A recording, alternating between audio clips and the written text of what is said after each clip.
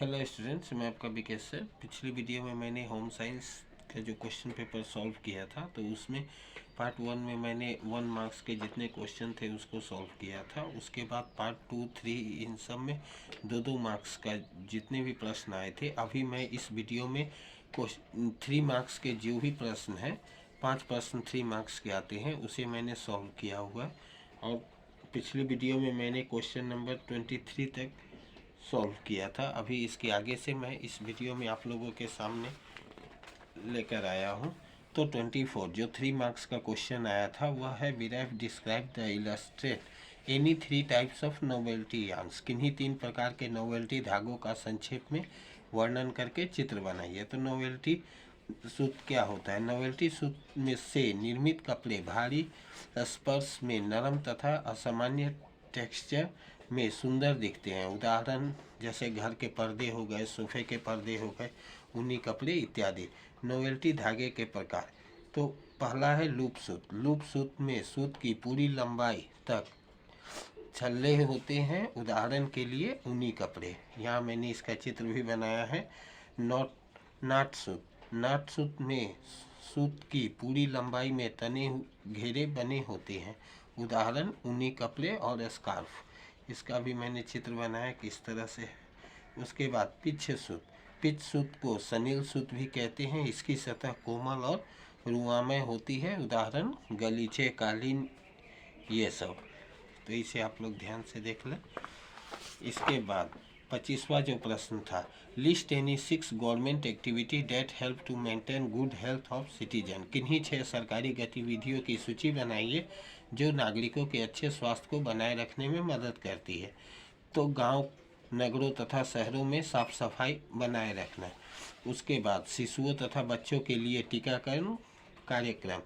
तीसरा है malaria, ads, polio, कोढ़ तथा हेपेटाइटिस बी जैसे रोगों के संचरण के प्रति विभिन्न जागरूक कार्यक्रम। चौथा, बढ़ते हुए बच्चों को पर्याप्त पोषण उपलब्ध कराने के लिए स्कूलों में मिड डे मील यानी दोपहर भोजन की व्यवस्था। पांचवा, तपेदिक यानी टीबी उन्मूलन कार्यक्रम और राष्ट्रीय पल्स पोलियो कार्यक्रम। छठा है जनसाधारण को चिकित्सा सुविधाएं उपलब्ध कराने के लिए अस्पतालों व डिस्पेंसरियों की स्थापना तथा सरकारी अस्पतालों तथा स्वास्थ्य केंद्रों में निःशुल्क सुविधाएं उपलब्ध कराना आदि। ये सब हमारे सरकार के द्वारा उठाए जाने वाले कदम हैं। इसके बाद क्वेश्चन नंबर 26 जो है, your brother has got married last month, in what 6 ways would you ensure that no one discriminate your भाभी इन योर फैमिली। यानी आपके भाई की शादी पिछले महीने हुई है, आप किन 6 तरीकों से सुनिश्चित करेंगे कि आपके परिवार में आपके भाभी के साथ कोई भेदभाव न करे। तो इसके लिए हम लोग क्या करेंगे, एक दूसरे की भावनाओं तथा विचारों का आदर करेंगे, व्यवहार में कुशलता लाएंगे, आपस में सहयोग प्रदान करेंगे, एक दूसरे के साथ मिलकर काम करेंगे, जिम्मेदारियों को मिलकर बांटने का प्रयास करेंगे, मिलकर फैसले लेंगे इत्यादि। इस तरह हम लोग 6 पॉइंट दे सकते हैं जो कि 3 मार्क्स का है।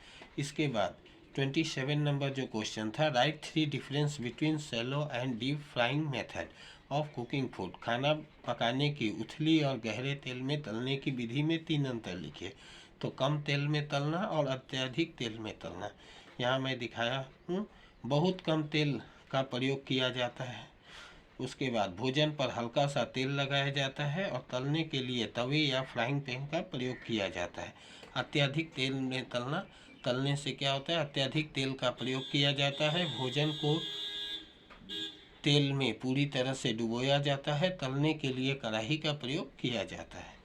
इसके बाद जो 3 मार्क्स का अंतिम क्वेश्चन है 28, which 6 habit can we change to prevent lifestyle disease. जीवन शैली की बीमारियों को रोकने के लिए हम कौन सी 6 आदतें बदल सकते हैं। तो प्रतिदिन कुछ व्यायाम हमें करना चाहिए, जैसे घूमना, योग करना इत्यादि। भोजन के सही समय पर संतुलित आहार ले, प्रचुर मात्रा में पानी पिए, धूम्रपान तथा मदिरापान से हमें बचना चाहिए। प्रतिदिन 400 से 500 ग्राम मौसमी फल यानी मौसम के अनुसार फल और सब्जियों का सेवन करें। जीवन में तनाव से बचने के लिए ध्यान तथा योग करें। अगर ये सब करते हैं तो हम लोग बहुत सारी बीमारियों को रोक पाएंगे।